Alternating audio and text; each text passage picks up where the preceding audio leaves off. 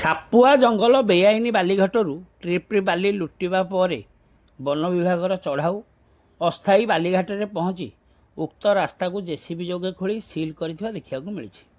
ସୂଚନାଯୋଗ୍ୟ, Khandapada ସହରସ୍ଥିତ 12 number ward ଗୋଳାପୋଖରୀଠାରେ ଥିବା ସୁନାମୁହିଁ ନଦୀପଠାରେ ବେଆଇନ ବାଲିଘାଟରୁ ଟ୍ରିପ୍ରି ବାଲି ଚୋରାଚାଲାଣ ନେଇ ସ୍ଥାନୀୟ ବାସିନ୍ଦାଙ୍କ ପକ୍ଷରୁ ଅଭିଯୋଗ ହୋଇଆସୁଥିଲେ ସୁଦ୍ଧା କୌଣସି ପଦକ୍ଷେପ ସ୍ଥାନୀୟ ପ୍ରଶାସନ ପକ୍ଷରୁ ନିଆଯାଉନଥିଲା।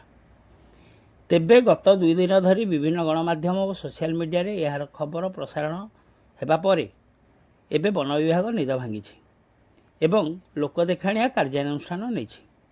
ମାଫିଆ ଓ ବିଭାଗ ମଧୁଚନ୍ଦ୍ରିକାରେ ଚାଲିଥିବା ଏହି ଅସ୍ଥାୟୀ ଘାଟ ଯିବା ରାସ୍ତାକୁ ଜେସିବି ସାହାଯ୍ୟରେ ଖୋଳି ସିଲ୍ କରିଥିବା ଦେଖିବାକୁ ମିଳିଛି। ଏହିପରି ଭାବେ ନିକଟସ୍ଥ କୁସୁମୀପଠାରେ ଥିବା ଘାଟକୁ ମଧ୍ୟ ସ୍ଥାନୀୟ ରେଞ୍ଜର ଦିଲ୍ଲୀପ ପଟ୍ଟନାୟକଙ୍କ ନେତୃତ୍ୱରେ ଫରେଷ୍ଟର ବବୁଲ ସାହୁ ଓ ଫରେଷ୍ଟ ଗାର୍ଡ ଅଶୋକ ଗୁରୁ ସିଲ୍ କରିଥିବା ଜଣାପଡ଼ିଛି।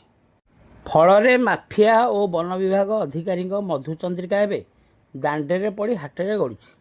ଏପରିକି ଏହି ଘଟଣାକୁ ନେଇ ଖଣ୍ଡପଡ଼ା ସହର ସାରା ଏବେ ବିଭିନ୍ନ ପ୍ରକାର ଆଲୋଚନା ହେଉଥିବା ଶୁଣିବାକୁ ମିଳୁଛି। ଖଣ୍ଡପଡ଼ାରୁ ସନ୍ତୋଷ କୁମାର ସାହୁଙ୍କ ରିପୋର୍ଟ, ଖଣ୍ଡପଡ଼ା ଖବର।